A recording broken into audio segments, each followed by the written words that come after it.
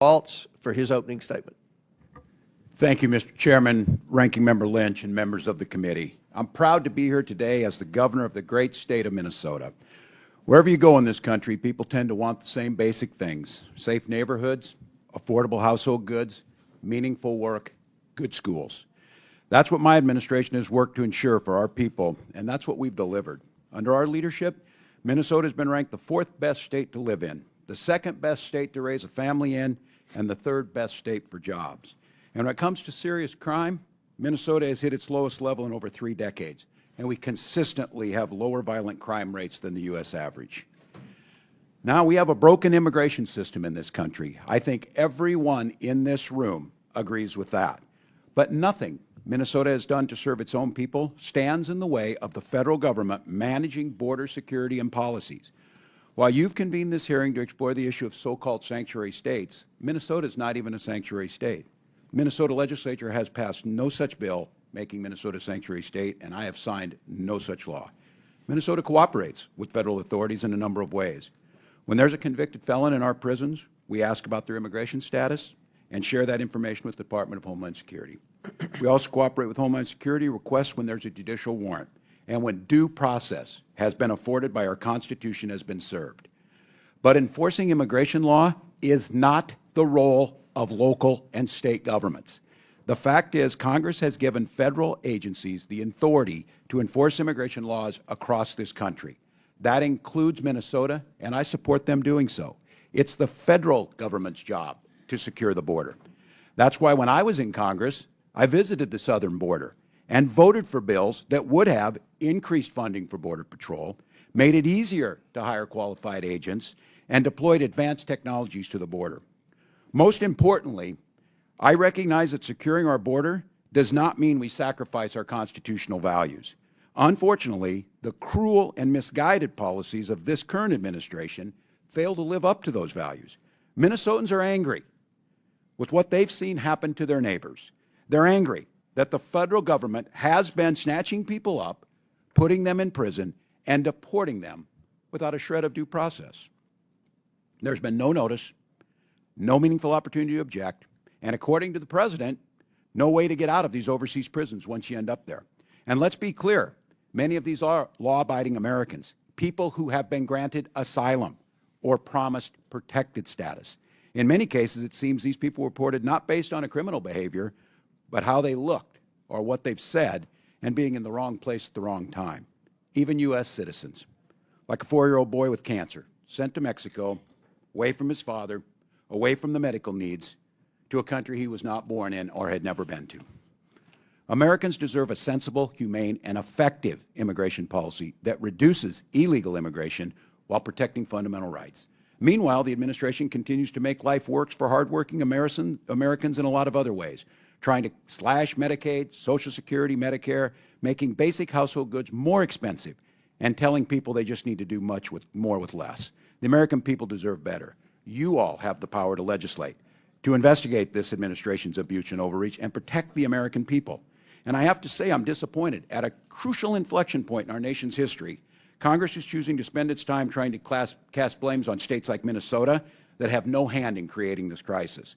While we may disagree on the best way to maintain border security and public safety, I know we should all be able to agree on a few principles: that everyone in America deserves due process, and that we live in a free country where people should not be locked up for exercising their basic constitutional rights. I hope you'll join me in enforcing accountability to those fundamental ideas, and I look forward to your questions. I yield back, Mr. Chairman. Chair now recognizes Mr. Biggs from Arizona. Thank you, Mr. Chairman. I get a kick out of you sanctuary state, county, city leaders who talk about having to deal with the border crisis. Cracks me up, actually. But at least, Governor Pritzker, you did call it a crisis in your statement. I appreciate that. Ultimately, as you said in your statement, you received 50,000 illegal aliens into Cook County. And Governor Hochul stated that New York received about 220,000 illegal aliens. That's fantastic that you know those numbers roughly. Now I want you to imagine you're a southern Arizona community of about 80,000 people, sitting right on the border. And over the course of the Biden administration, a couple of million people came through your little town. And I quote you, Governor Pritzker, Illinois didn't ask for this crisis, and I'm going to tell you, neither did Yuma, Arizona. Its lone hospital, only hospital, couldn't handle the influx, nor could its single food bank, its law enforcement, its schools, and other services and infrastructure. That was a failure, you're correct, on the part of the federal government under Joe Biden. That's all stopped now. That's all stopped now. Because it didn't take a new law, it took enforcement of the current law. But you know what drew a lot of those people? Because you might have been down there once. I've been down there dozens of times. Taken more people from Congress down there than anybody else here. And you know what those people told me? They're coming here because they wanted to get to places, and they would name Chicago, and they would name New York to me. And I'd say, why the heck are you crossing here and not crossing at Del Rio? Because you guys offered sanctuary policies. They believed that they would be protected in your jurisdictions. And now that these millions of illegal aliens are here, permitted to get here by the Democrats and the Biden administration, your jurisdictions actually hinder the enforcement of immigration laws because of the sanctuary policies you've adopted. And then you have the temerity to complain about the influx of illegal aliens that strain your social services.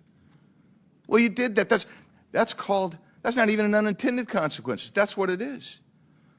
So I'll ask you, Governor Walz, do you agree with Minnesota your Attorney General's opinion stating that it's not lawful for Minnesota counties to hold people for immigration authorities, even if there is an immigration warrant? Do you agree with his statement? That's his statement. It's not yours. I just want to know if you agree with him. Yeah. Well, I know you know this, Congressman, that all 87 Minnesota counties follow federal law. I don't know that. I just want to know. I don't know that. Why would I know that? haven't got the I'm chance just to going by your Attorney General. I haven't He got the says not chance to to do explain it. it. Do you agree with the Attorney General? That's all I'm asking. The Attorney General is elected independently in Minnesota. Nothing in his opinion allows it. In Minnesota, So are you telling me Congressman, you disagree with him? Could I Do you have 20 disagree with him? seconds just to say? I just want you to answer the question. You're not answering the question. I served here, Congressman, and there's the respect to the witnesses to just be able to speak. Yeah, there is, and there should be respect, and that respect from the witness should be to answer the question. Our counties and jurisdictions can do whatever they deem necessary. They have to. Do you agree with before your federal- Attorney General? Apparently, we don't know, because you're not going to answer. You're going to be oblique about it. So, That's unfair characterization. I'm trying to answer. I'm not the Attorney General of Minnesota. do you but I- agree with his memo? And you're It does killing nothing- time because you're filibustering. Do you agree with his memo? That's all I'm asking. Nothing. And you don't want to even answer it. You just say, oh, you know, maybe yes, maybe no. I don't know. Let's go to you, Governor Pritzker. A lawsuit was filed against you in the state of Illinois, and you responded. Your response to the claim is that Illinois has a quote constitutionally protected choice not to assist federal authorities with deportation, close quote. Give me the constitutional reference you're making there. What are you referring to?